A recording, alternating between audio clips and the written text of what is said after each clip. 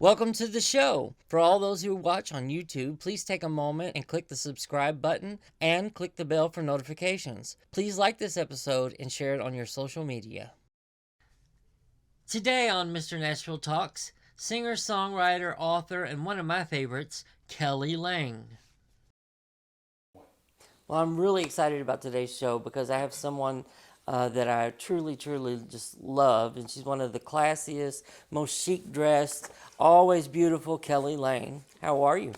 Wonderful. After that introduction, how could you not be? Thank you. Well, you have such a great style. I mean, you really have your own style where a lot of females kind of have that classic country big hair and rhinestones everywhere, and you kind of go a little bit in sophisticated and some of that stuff. Well, Larry, So thank you for I always saying say that. You are so complimentary of me, and I really appreciate that. I don't mean to dress differently. No, I've it's your always style, yeah. I've always just enjoyed clothes, and strangely enough, my daughter now, Peyton Dale, is a fashion stylist. So I would like to think that she might have gotten some of her taste from me, Definitely. and I think I might have gotten my style from my mom as well. The first time that I really came to know you, you had done, and we'll talk a little bit about your dad and your early days, but you did the Goodbye Conway video and things. Did you write this song? I did. It's called Goodbye, Darling. Goodbye, Darling. I'm And sorry. yeah, he had sung the song Hello, Darling. Yes. And ironically, TG and I were talking about our mutual friendship with Conway one night over dinner, and we had parted ways. He'd gone to Knoxville where he was living, and I was driving back to Nashville. And on the way home, I was thinking about Conway, and I was like, oh my goodness, I miss him so much, and wish I could tell him this and that. And I thought, where's a piece of paper? Where's a pencil? And I couldn't find it. So I found a napkin and a lip liner, and I wrote that whole song on that, on the side of the interstate. And I recorded it the next day and gave it to his family as a gift. And strangely enough, it has done really, really well for me with the Conway fans that still love and miss him. And the great video you did. Oh, thank you. We did that at Twitty City. Yeah. And it was really eerie. I felt my dad and I felt Conway, their presence there that night. And it really was special for me. Well, we were talking about your dad, and he's kind of how you got in the business a little bit, exposing you to Conway and to into the Nashville scene. You did your first song at 15.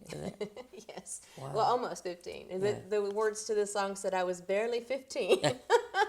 I lived in Oklahoma when I was a young girl, and when Conway decided to move his whole organization to Hendersonville, Nashville area, I was around six years old, I guess. So I just was always around the music industry.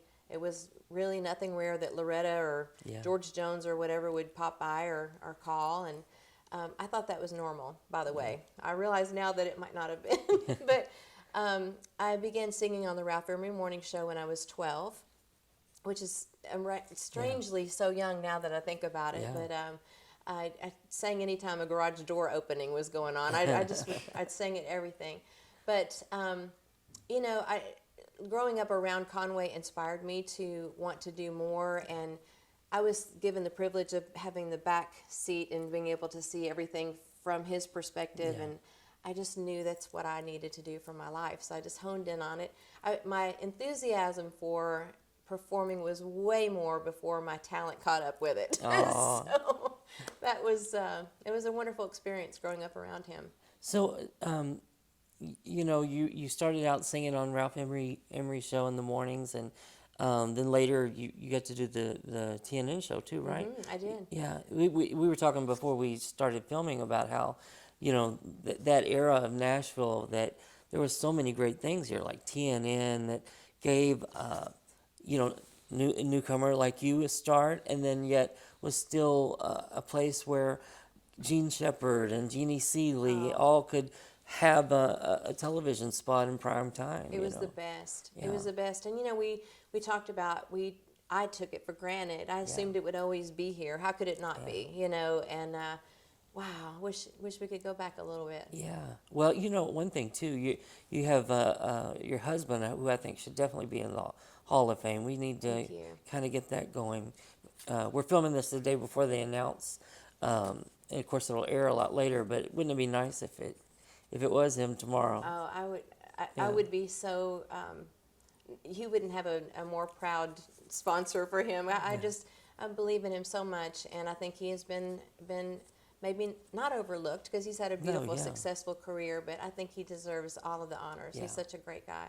Yeah, there's so many men. I think they kind of get lost, you know, in the shuffle of the Hall of Fame. You know, trying to get everybody in Yeah. and all of that. And Thank you for saying that, by the way. Yeah, I do think he's deserving, and Yeah. you know, if it's meant to be, it'll happen. Yeah, I think he kind of paved the way to me. I think I know he's probably younger, but for Kenny and B.J. Thomas and all these great people that kind of got big after him or right at real close to after he made his start. Well, he would look at Kenny as his mentor, and you know, we were speaking about a lot of our friends having passed. It has been a devastating few years for us. A lot of people think, oh, an artist passes, oh, I'm going to miss their music. Yeah. But Larry, we're friends with these people. Yeah. These are, I would even branch out to say they were a musical family with us, and we mourn the losses of these people tremendously. I have not seen T.G. cry more than he has over Mickey Gilley's passing. Oh. He's cried more over Mickey than family sometimes, and it's just a very strange bond and a beautiful friendship that has lasted over 50 years. Yeah. And you were friends with Naomi too, right? Yeah, I was. I've known her since I was 14. Wow. It's been a tough one. Now, were they doing the morning show the same time you were? Yes. Wow. So wow. Yes, they would come in and beautiful. They were always beautiful, and they always sang so incredible. Yeah. But Ralph could not remember their names. He could not. They were the Judds, and he called them the Soap Sisters because they made lye soap and gave it to everybody in the crowd as gifts. And she was just so lovely. And up till the day she passed, she was just so compassionate and kind to everyone. And, brilliant woman. I loved her. And songwriter like yourself. And Right. yeah. Well, do you remember your first song that you wrote? Yes. Is it? Do you mind? I don't mind telling you about it. I was 6 years old. Yeah. I was. It was when Delta Dawn was on the waves, and I was in the bathtub and I saw Delta Faucet, and I'm like, this is typical songwriter kid. Delta Dawn, push for shower, then you're gone. Push up open and you'll see that it will run. Push for C and you will freeze. Push for H and you will burn. Push up both of them, and you will be a mixed up person. I love that. I was 6. Yeah. Hey, that's great for 6. Right. It's great now. Being a songwriter the way you are, do you feel you're a songwriter who sings or a singer who writes, or both? Just how I know you love both. That is a brilliant question. Yeah. I've never been asked that before. It's really funny. I paint, I sing, I write. I do different things within the arts. And it's funny because I can't do both at once. Yeah. If I'm writing, I can't paint. If I'm painting, I can't write. If I'm singing, like recording an album, I can't even think about writing. So it's very compartmentalized for me. Yeah. So I would like to think I was equally both. I prefer singing more than writing. Writing is something that comes to me in my sleep or in my dreams. It's not something I just wake up and go, I'm going to write at 3 o'clock today. I can't. I have before. I have made plans to write with other writers. Yeah. And we end up with something, of value. But I like the ones that I think God whispers in my ear more than he does when I make a dedicated time to write. Who was your first big cut that you can remember? Oh my goodness! 'Cause you've had some great cuts. Thank you. My most fulfilling cut, I guess I should say. I've had several. One was with Jerry Lee Lewis. Yeah. T.G. Sheppard and I and Bobby Tomberlin wrote a song called "The Killer." Oh, wow. And we got to go into the studio with Jerry Lee and they recorded together. Hearing Crystal Gayle sing one of my songs was really nice. But to write with Lorrie Morgan Oh, yeah. for a whole year, every week, we wrote her whole life story to music. Wow. And it's a very colorful album. It's called I Walk Alone. Yes. So that was a really fulfilling total project for me that I'm really grateful for. Well, she was probably also one of your peers too, like the Oh, Judds You know, if not for Lorrie Morgan, you and I wouldn't be sitting here. yeah. She pulled me out of what I thought was never going to be recording again. I was working at Dillard's, Larry. Yeah. I was selling fragrance, you know, and doing the morning show. And she came in one day. She goes, "How's your career going?" I go, "Really? You think I'd be doing this if it was going well?" And she gave me her number. Of course, we were friendly, but not buddies, you know, Yeah. at that time.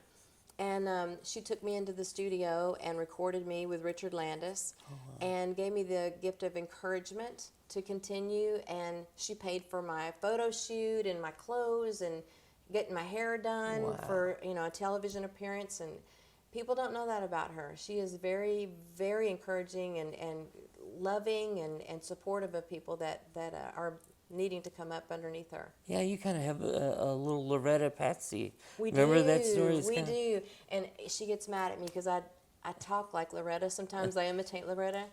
And I always tease her. I go, I'm gonna take you shopping when I get back home. She goes, "Shut up. Don't say You that." sound like her. Oh. Now, who was your most memorable cut that it really means something to you? Would it be the Jerry Lee cut or The most memorable, you know, TG did an album several years ago. It's called Legendary Friends and Country Yes. Duets. And that was a remarkable project for me in particular because the producer of that album didn't know that I wrote, had no clue that I had written anything. And I put a different name on these songs and I slid them to the producer as, you know, he chose 10 of my songs for that project. And I was blown away. Of course, I was really grateful to be able to tell him, "Hey, it was me all along," you know. But to be chosen randomly for something like that, and I'm really excited. All full circle moment. I just heard yesterday that Lorrie Morgan is cutting a new song of mine. Oh, you know. that's awesome. So there's a lot of. It's just a lot of really fun things going on, and it always matters. Yeah. Well, you know, you've had a lot of joy, and you've also had a lot of struggle. Your book, I'm Not Going Anywhere, that is just the. I mean, it just really got to me and pulled at my heartstrings. And you talk a lot about being a 17-year breast cancer survivor. What, do you mind telling us how you found out and? Oh no, I find it an honor to share my story. I'm here to tell it. You know, Yeah. it's so great. You know, I was 36 years old, Larry, and I was a single mother. My children were 9 and 13, Yeah. and I was just dating TG, and we hadn't even talked about marriage or anything. So I really thought this kind of sentence would break us apart. Most couples tend to either get closer together or the guy can't handle it or Yeah. whatever, you know. But I will tell you that it brought us closer together, and he went to every MRI with me and held my hand and sang to me during those, and he was amazing. But anyway, I was 36. I was watching the Oprah Winfrey Show, and there was like Breast Cancer Under 40 Awareness Day, and I kept changing channels. I didn't want to hear about that, you know. And I couldn't find anything else better that I would rather watch. And this 26-year-old girl, she was encouraging people to do self-exam. And so I did that day, and I found 2 lumps under my arm. I went to the doctor, and they said, "Oh, you're too young." Oh. And that's what they told that girl. So I wanted to believe the doctor, I really did. Yeah. But months kept going by, and I realized this was not going away, and I needed to do a little bit more investigating on it. It never showed up in a mammogram or an ultrasound. It was just something that I felt. And I think my intuition just asked the ultrasound tech if I could use her wand and push it in a little further. And I might have offended her, but it was my life, you know, that we were talking about. And instantly they realized that it was something wrong. And, you know, they had the biopsy. I went through a lumpectomy and ultimately had to go through chemo and radiation. And I don't look good bald and green. I realized that the hard way. I bet you do. I bet you're the prettiest red and green. And Oh, you're sweet. Yeah. Well, you know, I tell this story sometimes, and I wrote the song "I'm Not Going Anywhere" a few months before I, was diagnosed. But ironically, those words came back to me. It was like a full circle moment for me, because TG and I never lived together before we got married, but he had a key to my condo, and I never let anybody see me without at least a wig or some kind of headscarf and dang sure makeup. I wasn't gonna let nobody see that. But he let himself into my condo, and I didn't know that, and I had been wailing. I'd been just letting myself see myself with scars, bald and green. I looked at myself in the eye, and I was just like, it was uncontrollable cry, because my kids were at school, and I didn't have to, hide. And he walked in on me, and I was just like, I felt so raw. And he covered me in a white terry cloth robe and pulled me down on the ground. I was so embarrassed, Larry. And he rocked me like a baby. And he said, Kelly, I think you're the most beautiful thing I've ever seen in my life. I'm not going anywhere. And I was like, oh, my God. It was just what I needed to hear. Like you were talking about the God whispers. Oh, yeah. He certainly did. And he whispered in his ear, and it came. You have a lot of these great full circle moments, because you bonded with your good friends with Olivia Newton-John. She had this same struggle. Is that how you all bonded and got together? Strangely enough, I met Olivia when I was 6 years old. Wow. Through Conway. Oh, of course, okay. I was, so awestruck. I still am in her presence. And fast forward, many, many years, I had become friends with Barry Gibb of the Bee Gees. Yeah. And I didn't know that when he invited me to an event in Florida, as I was sitting there to watch him sing, he forgot to tell me that he was going to have Olivia Newton-John sing a duet with him. And, oh, by the way, she's going to sit at your table. So I'm sitting there watching him sing, and this lady goes, excuse me, may I sit at your table? And I go, oh, my gosh, So we just, we had a lot in common. She's super easy to talk with. It's just like you and I sitting here talking. She is the most adorable and loving and darling human being you'll ever get to know. And she's funny, wickedly funny. And this piano back here, there's a picture of us all on the stairs over here.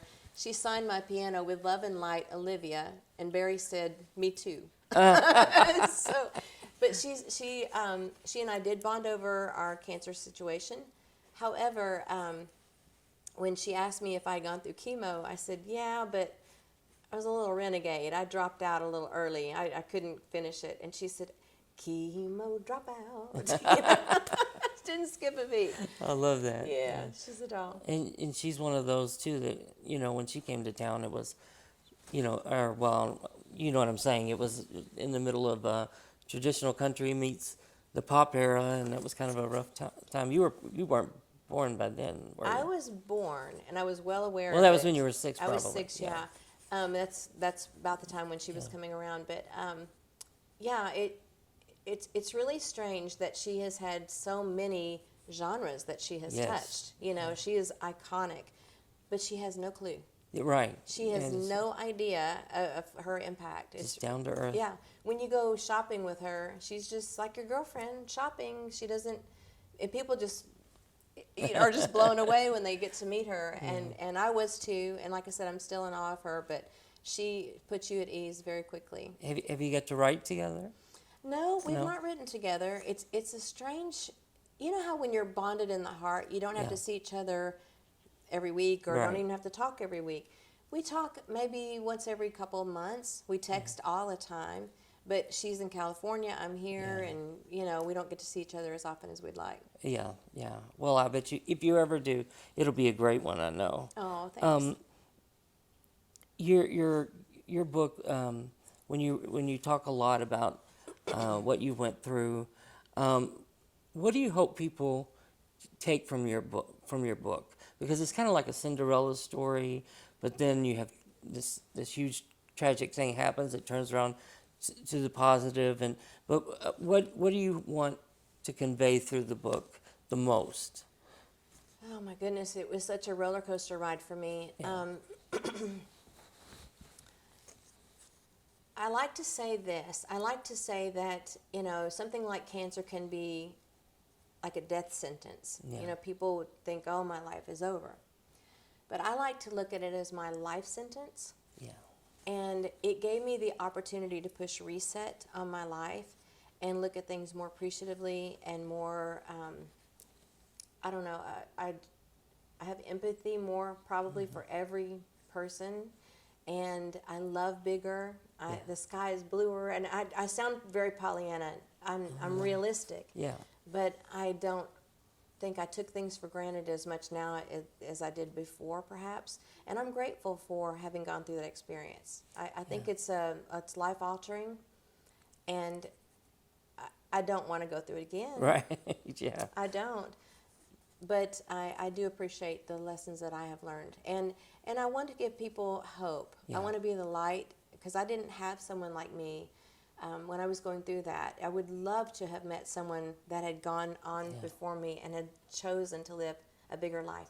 The other thing I'd like to share is, and I do this big now, I burn my candles, and I use good china, and I sleep in nice sheets, Larry.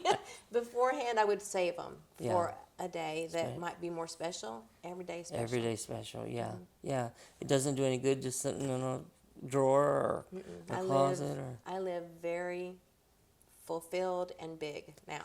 And you paint. You mentioned that earlier, that you paint. How long have you been painting?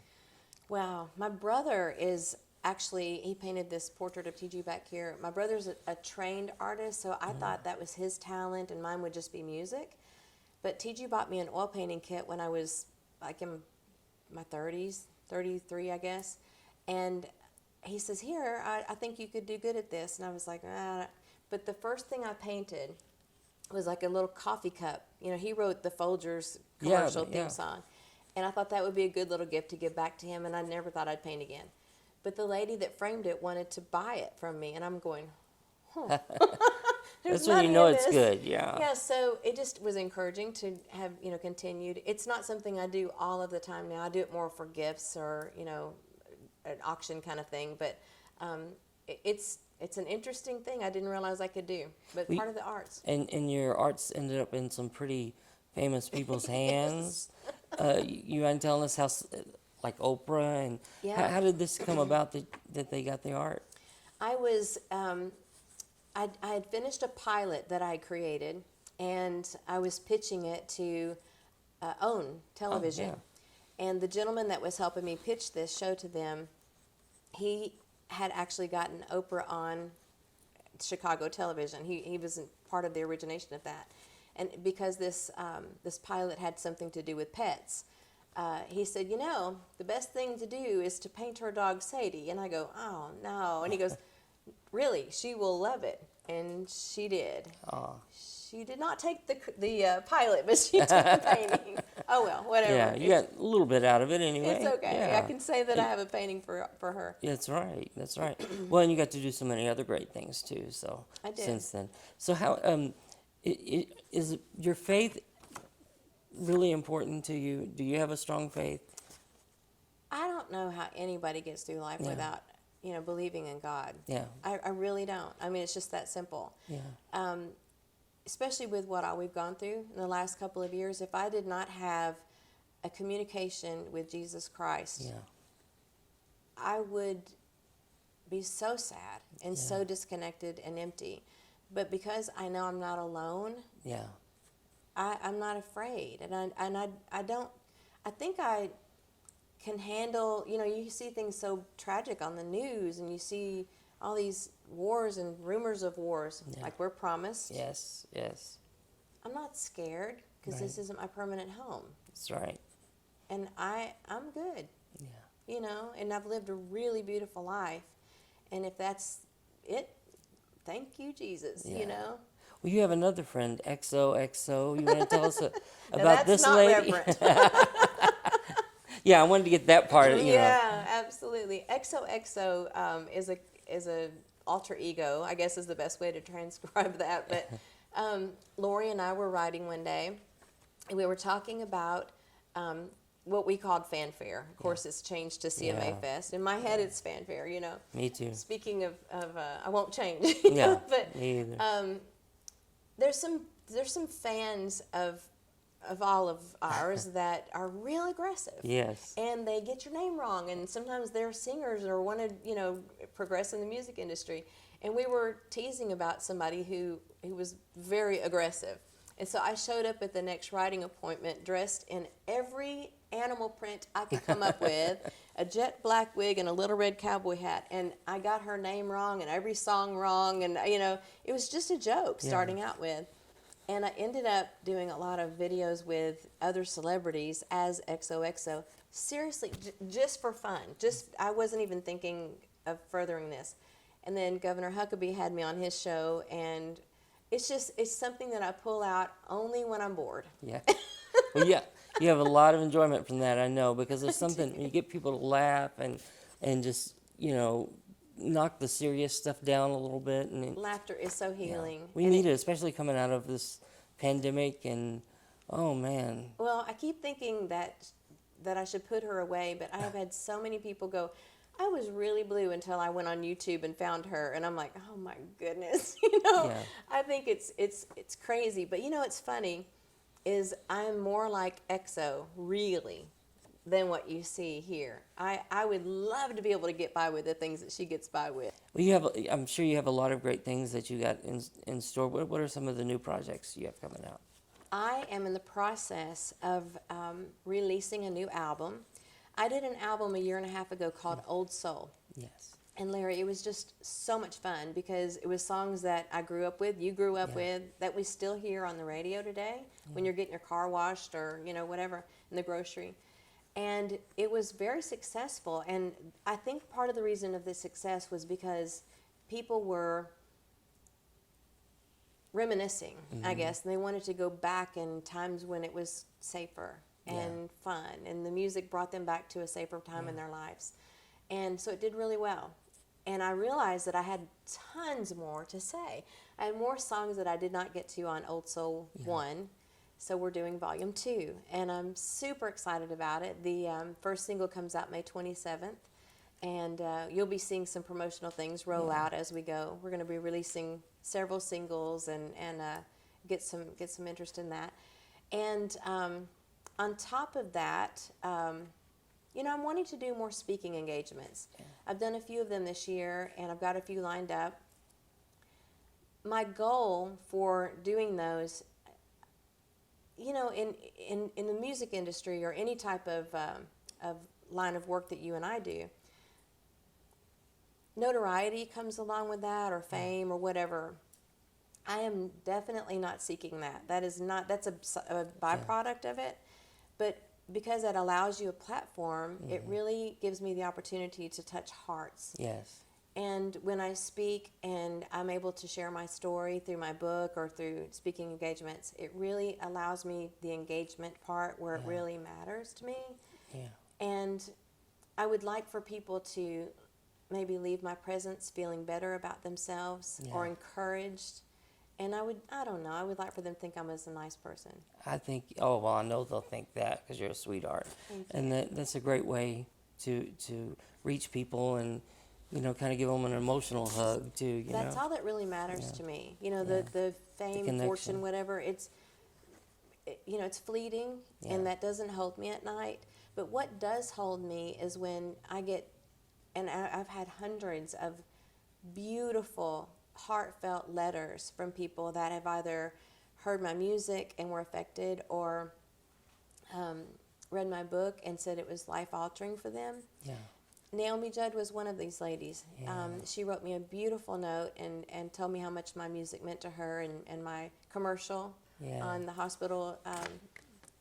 I won't take anything for that note because it really was heartfelt. It's one of those things where when we lose someone in our community, even like, we were talking, even if we barely knew them, or even if we didn't know them, they were just amongst the Nashville community. It really hits us hard here. I don't think people who aren't living here and aren't in the presence of all of that, I don't think they quite get it. They don't. And, I'm very blessed with a wonderful family. Yes. Like a blood family here. But they don't get me. Right. I'm the weirdo in the family. Yeah. I'm the black sheep, I guess, and I'm just doing my thing. I've always marched to my own drum. But Jeannie Seeley said it the best. She was talking the other day. We were hugging it out on the phone, I guess. We tend to need to talk it out when something tragic happens within your family. Yeah. And, she just said, I have a blood sister, but she doesn't understand me. I'm like, me either. Oh, my gosh, this is great to be able to talk to you as a different kind of sister. We're all related, Yes. But it's lovely to know that that we all have that in common, and we all can be just as unique and weird as we want to be and still be loved. It's wonderful. And you have this wonderful husband. Do you think you all might do some duet albums ever? That's another project. Oh, Thank you see, for we're reminding good. me. Yes. We are actually talking about going in the next month and starting another project again. So I love working with him, but I've learned a lot about him because we did one project together. I learned we're really different in the studio. Yeah. You can tell by my hair. I fly by the seat of my pants, and I just know songs. I just know lyrics, and I don't have to look at the lyric sheet. Yeah. It just is embedded in my brain.